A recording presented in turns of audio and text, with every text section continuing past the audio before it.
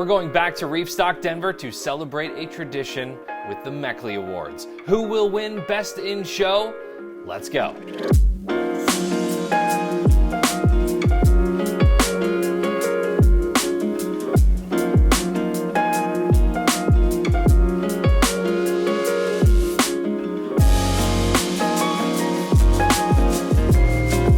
Hey Reef Builders, my name is Remy and welcome back to another video. Before we start, make sure to like, subscribe, and hit that bell notification so you know whenever we upload new videos. Reefstock Denver was awesome this year. A ton of positive feedback about the workshops, the speakers, the corals, and of course, all of the vendors that were there this year. If you snagged something, if you went to Reefstock Denver, let us know what you picked up in the comments section below. Huge thanks to all of our vendors and sponsors this year. If you missed Reefstock Denver and you want to join us, you still have an option to in Chattanooga, Tennessee. We'll get to that a little bit later in the year in August. All the details at reefstock.show. All right, let's head back to Reefstock Denver. We'll meet up with Chris Meckley to award some of the top corals at the show.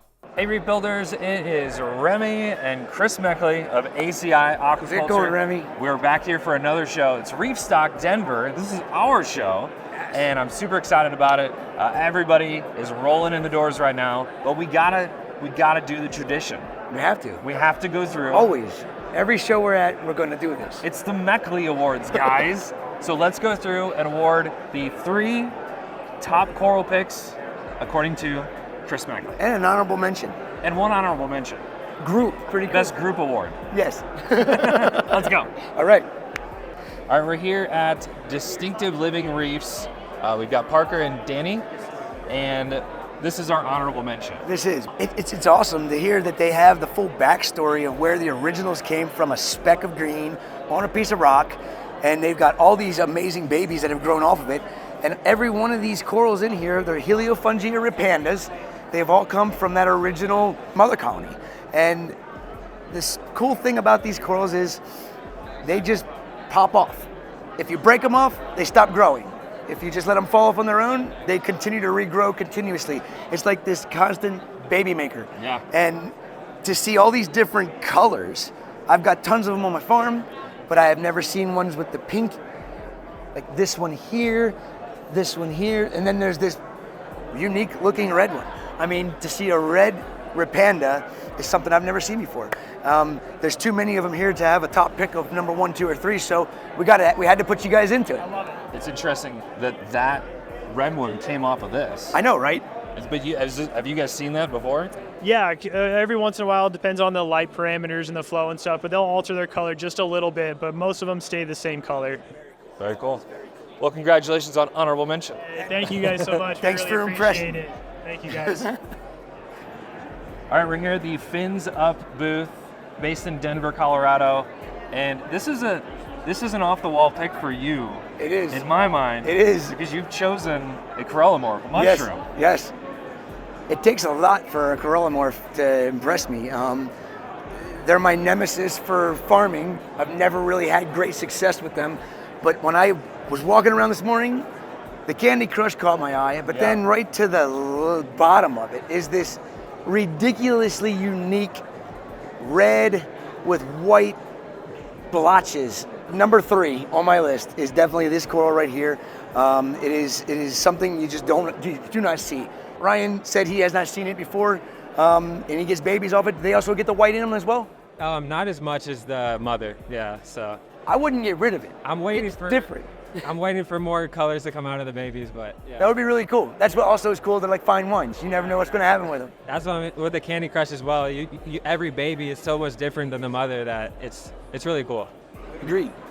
Well, congratulations. Thank you. Number 3. But very cool coral. Very cool coral. On to the next. On to the next. All right, for the number 2 pick, we're at the Unlimited Color Corals booth. And this is actually, I'm going to take credit for this one. Take it. I'm going to take credit for this one. I saw a black center of a blastone. I was like, Chris loves black corals. He's going to love this one. But it's this blasto right here, right? Oh my gosh. I mean, after you showed it to me, I was like black, and then the contrast of the orange and then the green around the rim. It's just so unique. I mean, I love blastos. I've seen hundreds, if not thousands, over the last 15 years of importing corals. this one's really freaking unique. I mean, it deserves to be in the top 3. Yeah. And it would be number 1 if it wasn't for the number 1 coral right now. Yeah. And that's next. It is so awesome. Thanks for bringing this coral, and congrats on Meckley Award picks. How does it grow for you? It grows actually really well. I mean, you can kind of see right here on the sides, it's doing just fine. New little baby there, new little baby there. So it grows really well. It's actually one more underappreciated corals in my opinion. 100%.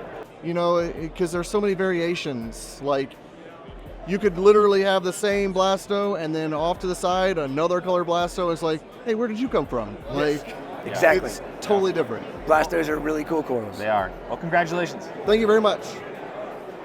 And here we are, the number 1 pick. And people are going to have questions about this. They're going to think that you and Brandon are in cahoots with each other because we're back at the zoanthids.com booth again. Honestly, we're not. Like, I can't believe that coral for one. I mean, but Brandon's got such a good eye, and he's a hoarder. So you never know what he's going to get. Yeah. You never know what you're going to see at Brandon's booth. And I think this is the 3rd time in a row I picked a coral out of Brandon's booth. Yep. But it's well deserved. It is just super unique. And anybody that doesn't like this as being vibrant in color and just super unique in a color pattern, I don't know what to say. But that is got to be one of the best cycloceras I've ever seen. And 2 in a row. Two in a row, So yeah. we had 2 different species, though. The last Yes. one was a different species, Yes, right? yes. And I don't know the species, but they were cycloceras for sure. Yeah, yeah. The one last time was the yellow polyp, mounding one. This one here has always been known as cycloceras. And that's what a lot of people get confused with the cycloceras genus being changed. Everything from Fungia, most everything from Fungia going to cycloceras. This is what everybody always knew as cycloceras. How long have you had this? Almost a year. Almost a year. And Why did you keep it for so long?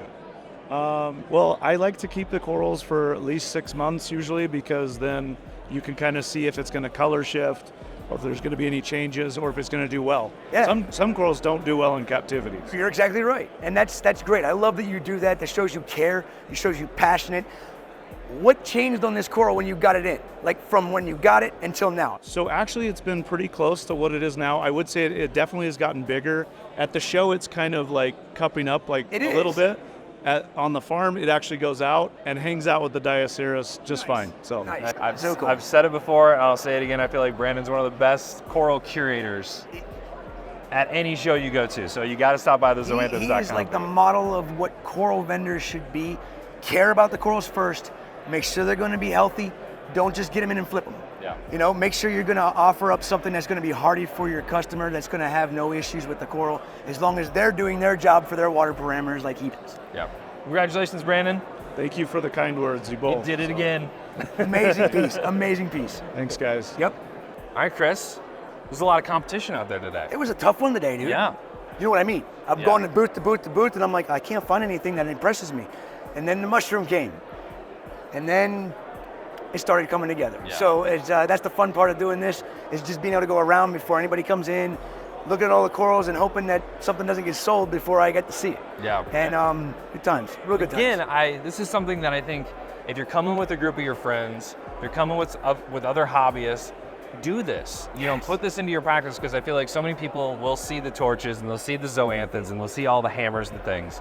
But if you look a little bit longer, you might just find something you haven't seen before. Yeah. So And that's tough, but it is tough, it's good that it especially happens. with you. It's good it still happens. It's good it still happens. Well, Chris from ACI Aquaculture, thank you so much. Thank you, Remy. Appreciate it. I had fun. We'll see you at the next one. Sounds good, buddy.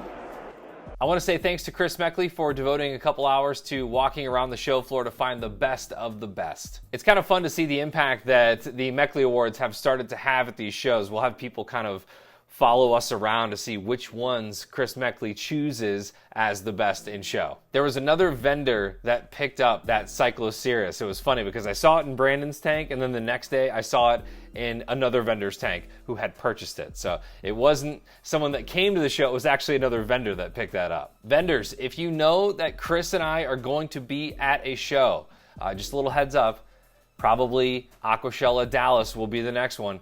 Bring some cool stuff and maybe you'll get one of those Meckley Awards. We're thinking about having them 3D printed so you can have it at your booth all weekend long. Help the channel grow. Please like, subscribe, and hit that bell notification so you know whenever we post new videos. We've got a couple more videos that we shot at Reefstock in the Denver area. We'll be releasing those soon, but be on the lookout.